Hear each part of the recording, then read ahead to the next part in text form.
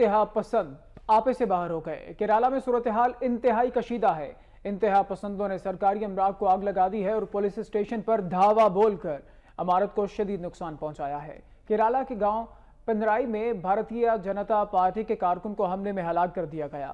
B J پی کے صدر امت شاہ واقعے پر آپے سے باہر ہو گئے اور واقعے کو سیاسی انتقام قرار دے کر ہڑتال اور مظاہرے شروع کر دیے۔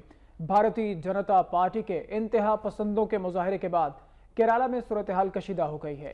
مشتعل افراد نے سرکاری املاک جلا دی ہیں، جلاؤ گھیراؤ کر کے سڑکیں بند کر دی گئی ہیں۔ کیرالہ کے تھانے میں بھی توڑ پھوڑ کی گئی ہے۔ بی جے پی نے مطالبہ کیا ہے کہ واقعے کی جانچ سینٹرل بیورو سے کروائی جائے۔ وزیر اعلیٰ پنرائی وجے یان نے کہا ہے کہ آر ایس ایس اور بی جے پی کے شدت پسند حالات خراب کر رہے ہیں۔ انہوں نے جلاؤ گھیراؤ کے واقعات کی شدید الفاظ میں مذمت کی ہے۔